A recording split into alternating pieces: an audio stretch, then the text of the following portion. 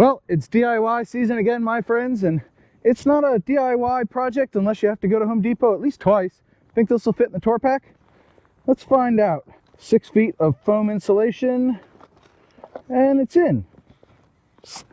Oh, where's my gloves? Need my gloves. There they are. All right. Oh, stay in there. Job one, done. Remember the good old days when I had that whole intro thing and it was getting all geared up? Yeah, times are moving too fast for that. Let's get on the road. First, a little housekeeping. You're on the 9, I'm on the 10. Well, I have them both, but the 10 is on my helmet. But we're out for a fun little ride. I, of course, am going to Home Depot, following the slowest DC driver ever. It seems like you get them out of the city and they forget how to drive. I'm not saying that's all of them, but the ones we encounter here in Maryland are pretty bad. But that is not what I wanted to talk about today. What I actually wanted to talk about was how much I'm loving the Hero 10. No, I'm kidding. DIY projects. My God, go faster. They're doing like 5 or 10 under going up the hill. Come on. If you don't know how to drive, pull over. Boy, it's going to turn into a rant video if I don't rein it in. Yeah, get off the road. That's right. All right, with that nonsense out of the way, let's begin. Are you the type of person that does DIY projects? And explain your answer in the comments below. So for me, I'm not much of a DIY guy. I'm sort of mechanically inclined. I get the theories behind mechanics, but I just sometimes can't put 2 and 2 together and get my fingers to work right. And especially when it comes to something like working on a bike or a car, man, if it's past an oil change or something that requires, you know, specialty tools, I'm taking it to a professional.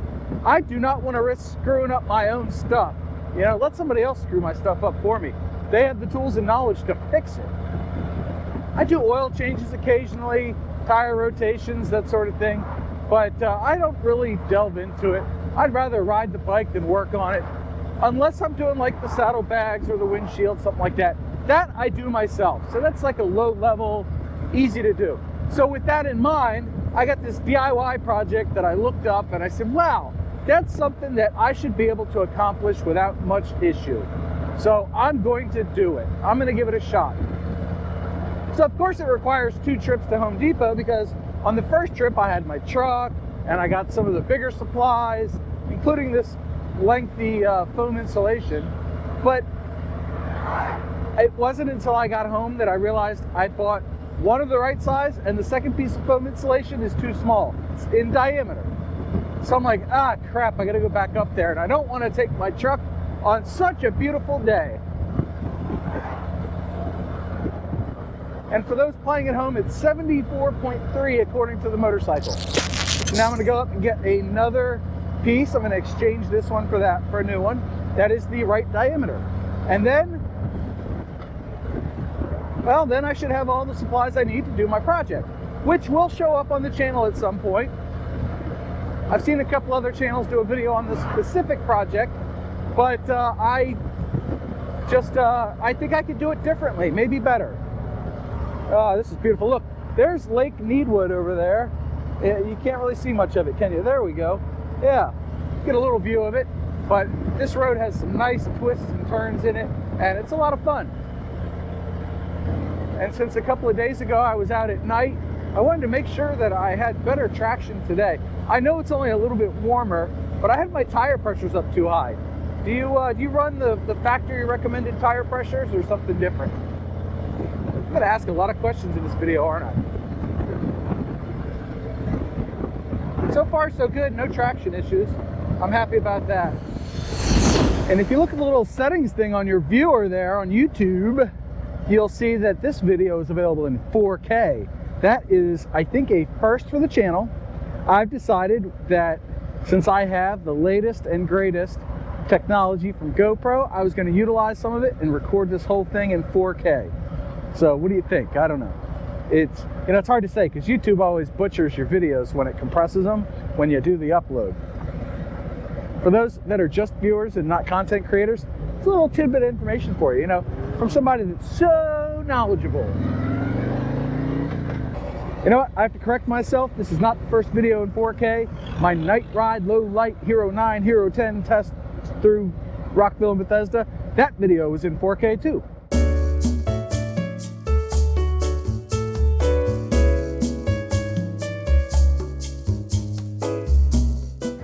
Yeah. It would figure that I had the music playing while this guy hit the curb, but good gracious. Whew. Hope he's all right. That was kind of scary. I see the whole thing bouncing up and down like, holy shit. Oh yeah, the Home Depot. Click, click. And we're here. Let me go in, exchange this stuff. I'll be right back. But before I do, I'm testing the remote again. Yeah, it works really, really well with the 9 and the 10. It hadn't been paired with them in several days, but it did hit the button and boop, connected to both of them. Fired them up, got them recording. It was awesome. I love it when a plan comes together. Well, if you can see, I got the larger diameter stuff here. Yeah, I don't know if you can see that. Anyway, I got the larger diameter foam, but I got this. I'm gonna bring it a little closer. Yeah, you see that? This thing is awesome. So I go into Home Depot, and I find a guy in the plumbing section. I said, hey, I need something for cutting PVC, better than a hacksaw or a wood saw. And he goes, yeah, those are a pain in the ass. Come with me. And he grabs a piece of PVC sitting there spare, and he's like, come with me. So we go over to this workbench, and he's got a toolbox sitting there. And he pulls out this device, and if you can see there, it's a 1 1/4 inch ratcheting PVC cutter. It's really cool. So he shows me this thing, and he's like, here, you do it. And he told me how to do it, and I just went and boop, cut a piece of PVC like that. It was like a hot knife through butter. It was awesome. I said, I don't care what it costs, I'll take it. That is going to save me so much time. And why do I have so many scratches on my bike? That's America. I'm not a DIYer, like I said, so any kind of little tool that's going to make my life easier, I'm all about it. This is the name of the game for me. And traffic, traffic, traffic. So I think that's about going to wrap up this video of me asking questions. Do you DIY, and why not? And what kind of DIY projects do you enjoy doing? Hey, there's a good addition to it. So thanks for sticking around to the end of the video.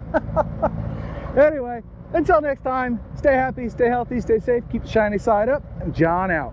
Oh yeah, and don't forget to hit the like and subscribe and all that YouTube crap Mike Haley 7 hates.